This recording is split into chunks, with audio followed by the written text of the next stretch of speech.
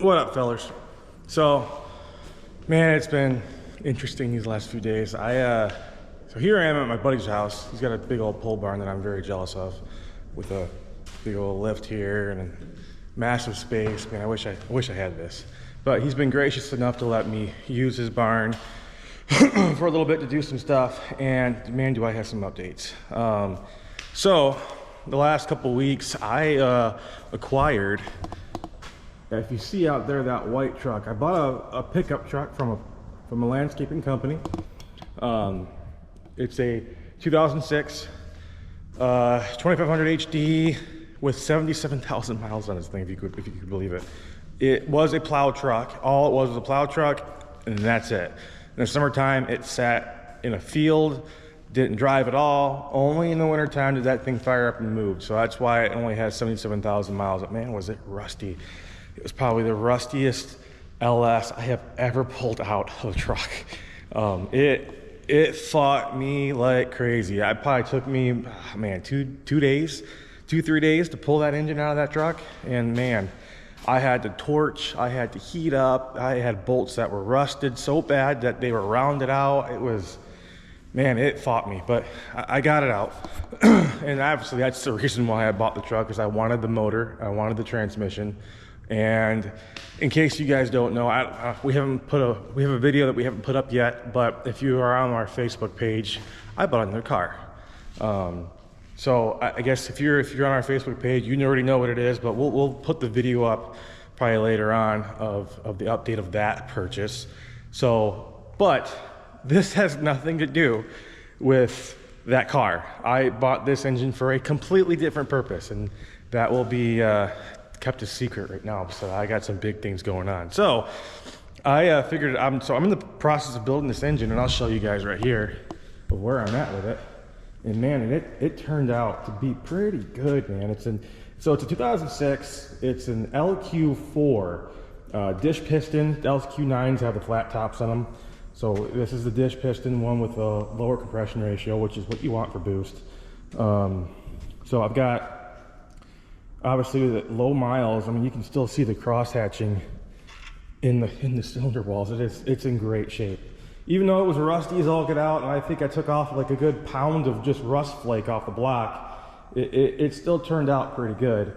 So I just yesterday I came over here, I got the oil pan on, new oil pump, put the new cam in, put the new lifters in, and yeah, we're trying a completely different combination on this one than we've ever used before, because, you know, experimentation. Let's try something new this time. And but the cam, I'm not gonna tell you what cam's in it right now, because that's gonna be kind of a giveaway of what's going on with the engine and what its purpose is. So that's to be determined. We'll show you more as I go. But I figured I'd make a quick video though, because I am doing the springs on the heads. So I got the 317 heads that came with the engine, which are also they're good for boost. So I'm leaving these on the trucks, but I am obviously when you're doing these kind of setups, the cam and everything, you got to put different springs in. So what I am doing today is, these are the 660s double spring from BTR that I am putting into these heads. So I figured I'd make a quick video, because man, this can be a very tedious process. I already got one done. This head down here, it's already got all the springs in. And there are some frustrating parts about doing this that can make it a little more. I learned some things the hard way back when I was doing the valve springs on the Camaro, but I didn't do 660s in the Camaro when I had the motor in it. I did just Pac 1218s, but you know, with the double springs they're a little bit harder, but really it's not that much of a difference in loading a single spring to a double spring. But I'll show you guys a few things of how I got going on, and kind of the do's and don'ts, because man, I've learned the hard way throughout the years of loading springs in the heads that there are some things you just don't do that can kind of make your process a bit more of a headache. So what I'm gonna do here is I got a tripod here. I'm gonna set you guys up the tripod, and I'm just gonna start doing some springs, and I'll show you how I'm doing it, why I'm doing it, what I'm using, why I'm using it, and go from there. So I'll see you in a minute. All right, got you guys all set up on the tripod so you can see the heads here. So when you're doing these valve springs, so you get this little tool here. It's a valve spring compression tool. So you can see here, I'll show you.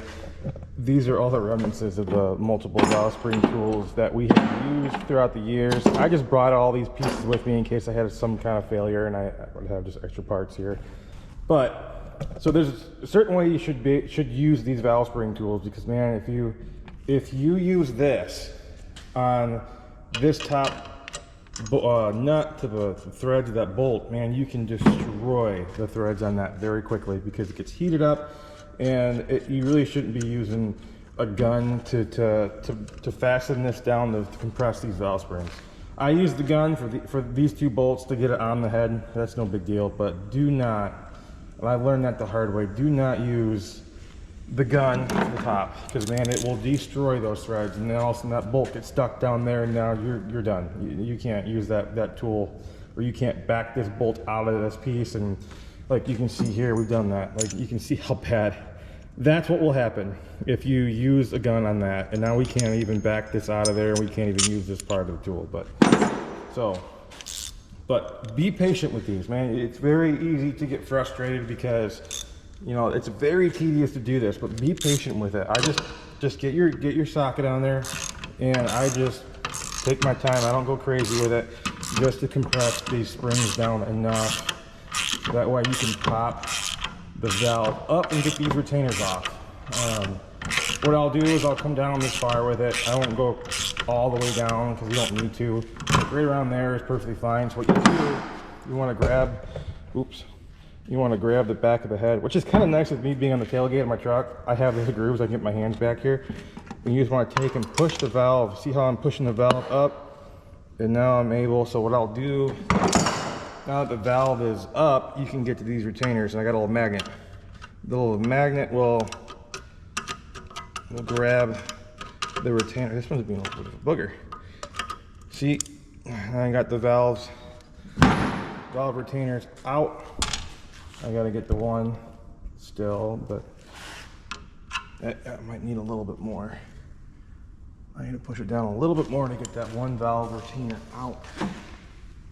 Man, everything's falling everywhere. All right, let me get a little more on the spring. There. And I'll get behind it, push the valve up, and then my magnet will do the rest, and boom, there. Now that I've got the retainers out, now I'll just back this compressor off. Just take your time with it, don't go crazy, go slow. You'll find that it's going to get hot on that. If you want to, some guys use like WD-40 to throw on that thread every once in a while just to keep it cool so you don't gum the threads up. But man, if you're taking your time like this and just going slow, you won't have a problem. So just be patient. You don't gotta rush this process. Just take your time. So I'll take this completely off. So that way I'm keeping, because sometimes look, some guys will take and unscrew this to get the springs off. Well, you gotta put this back on. So just leave this on here. I unscrew this all the way up. So that way I can take this part of the tool off, and boom, spring up. Don't let the valve seat sit there. There, that came off. So yeah, this old springs come out, go to the side. So on these 660 springs, they want you to replace these valve seals and valve seats on these. So I just take a pair of pliers, grab the valve seat seal, up, out. Same thing on the other side, up, out. A lot of guys will sit there and you'll clean these up, which I mean, I'm not saying it's a bad thing. I mean, you can do it, and they put like assembly lube on them. Again, you can do it. I never had a problem with it, so I don't care. So, but until I have a problem, then I'll let you know. But right now, I've never had a problem with these without putting assembly lube or anything. As you can see, I've got oil on them already still from the engine, so that's lube enough for it. So now, this is what BTR will give you. These are the new valve seats. You just press these down. They sit in the bottom of the head. And then they get you these new valve seals. So, excuse the airplane. So these valve seats, you sit them down here. They sell a tool to install these, but I've seen a lot of guys do, and I do as well. 12mm socket. 12mm socket onto the valve seat, and you just tap it. Don't go crazy with it. Just see the tone change there. It'll be as soon as that tone changes on the you know it's seated all the way down. So just kind of tap it until it changes, until it's not going anymore. Once you're all the way down, you're good. So again, you don't have to go crazy on that. Just enough to tap it down. So now that my seals are in, my seats are in, now you put your spring on. And these are like I said, these are the dual spring 660s. These are awesome. I've used these on several builds, and man, they have been a great spring. So especially in a boost application, having a dual spring, it never hurts to do it. I mean, as I always say on LS builds, it doesn't hurt to overdo like your fuel system, overdo this, overdo that. You'll only be better off. I mean, can you do it with the single spring? Yeah, it'd be fine. But for what I'm doing, my plans with this engine, I would recommend doing the 660s. So now that I got the springs on, now you got these, I don't know the technical term on this. I just call them spring seats or spring hats, top hats. I don't know. I put, there probably is an actual term on it. I don't care. You get the concept. So I put these on here. Now it's time for the tool again. So place that there. I always put a washer here, just so you know. I mean, this is going to be, your nut is going to be rotating on the washer. I'd rather it be in the washer than the actual tool itself, so it's not digging into the tool. So I put these on. Get ready. I would try to line these up the best you can, because man, sometimes these can get kind of wonky as you're springing them, as you're tensioning them down, and it makes putting these retainers really tricky to get in their homes. So try to line up the best you can. You're gonna have to tweak some things as you go down. That's why I get the flathead screwdriver. I kind of bend it back and forth with the tool, just so I can fit the retainers. This is probably gonna be of the whole process, the retainers are probably the most annoying part of the process. It's just very tedious, and it's very easy to get frustrated with the retainers, because it seems like no matter what you do, every time you try it, there's one pops out, one goes flying across the room, and just just take it slow and be careful with it. You'll get it. Just one piece at a time. Sometimes all I'll even do is if I find the one side's not going in very well and I got the other side in, I'll just get that side in and push it up, and then I'll push it back down to do the other side. So that's, if that's the case, you can do that. You don't have to have them both sides in, but you can see here how it's kind of, the valve is kind of higher up here and it's more space here. So I'll take and kind of, see, and we'll kind of twist it up and down to kind of level it out. But now that I got it, the spring compressed down, just take your hand back here and push the valves up. See how much more I'm getting out of the length of the valve? It makes it a lot easier to get the retainers in. So, nice thing about this kit too is they give you brand new retainers. So try to use the new ones. If you lose one, then I mean, that's why you kind of keep the old ones on the side just in case. But see how I got the big gap in the bottom? I got that one to fit in just fine because there's plenty of space. So now that I got the bottom one, I'll kind of pry up on this side, and I will try to fit it over there, because now I'm trying to create space on the other side. And there. Well, I think I'm gonna need to go down a little bit more on this. Oh, see, and there goes that retainer. See, this is where it can get frustrating, because retainers will go flying and you won't know where they are, and they won't go in like you want them to, and yeah, it can get pretty frustrating if you're not careful. But again, just keep your cool, take your time. You will get it eventually. So I'm just going to push up on that, get that in there. see if I can push the valve up. No, the valve's all the way up. So there. Yep, see, there it goes again. See? This is where you gotta just be persistent. Yep, there. Now it went. So you see how like 2 or 3 times these things flying out, and finally the 3rd time it just boom goes right in. So again, just be patient, do your thing. And you can see, so on these retainers, they have a bevel to them and a groove. It's skinnier on one side and it kind of cones out on the other side. The skinnier side goes into the actual seat or the valve top hat first, and then you kind of go from there. Let me see if this valve is all the way up, and it is all the way up. So I think I'm gonna go ahead and go a little bit more on this spring.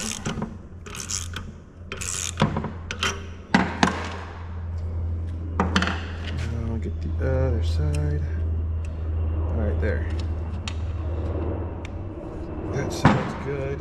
Now I'm just gonna push it this way and see how that just kind of fell down in. Perfect. So when you're bringing these up, I kind of put my fingers on both sides, so that way if the retainer catches the top hat and if it goes flying, it don't go flying across the room. I've had that happen several times. So I just kind of put my fingers there to protect it. Go slow, kind of check it between hands, see how it's kind of already starting to seat into its spot. Just kind of slowly go up, and there, I'm already off. So now that that's off, I just kind of go up a little bit because I don't need to go all the way out because I'm going to be doing the next spring. So take my gun, undo that one, undo this one, and off. Also, there's nuts in the bottom of these, so they kind of adjust your height on the actual head. I just kind of keep them about there, and I transfer it to the next spring and do it all over again. So something that guys will do as well on these is they'll take, once you have these installed and done, they'll take a rubber mallet and they'll just smack the top of these valves. And it's just to help seat these more. I mean, to make sure you're all good. I mean, if you smack it, it's just gonna bring the valve down a little bit and smack it up and make sure it's gonna be seated. I'll do that later when I get all done. I'll just go through all of them. But yeah, that's it. See how you can obviously see how tedious this can be, and it can get frustrating really easily. But again, just take your time. Obviously, you saw me struggling a little bit on that retainer. It happens. It's gonna happen. Don't expect it to be flawless, and you know you're gonna struggle with it at times. But if you keep doing it, you keep trying, you will get it right. So. But yeah, I figured I'd just make a quick video on that because, man, I've struggled with it and kind of got my own little process to get it done and get it right. So I figured I'd help you guys out if you guys are doing this project. Or really, this applies to any valve springs you're doing. It doesn't only apply to the 660s. I mean, you know, I use these. These are pretty good springs, you know, Pac 1218s. Whenever you're doing any valve, you know, valve spring job on a set of LS heads, this work the same process. So, but yeah. So I figured I'd just do that real quick, and yeah. So next time we'll probably make the next video is, man, I'm gonna have this thing today. The goal is to have these heads on the engine and torque down, and then get everything all buttoned up on that engine. I've got 2 things I'm waiting for it: the timing chain cover and the valley tray I'm replacing, getting rid of the knock sensors. So yeah, that's it. So next time, my next video will probably be of that, and hopefully this engine will be heading home, and I'll kind of give you guys the rundown on what the plan is for this engine. So I'm excited. I cannot wait.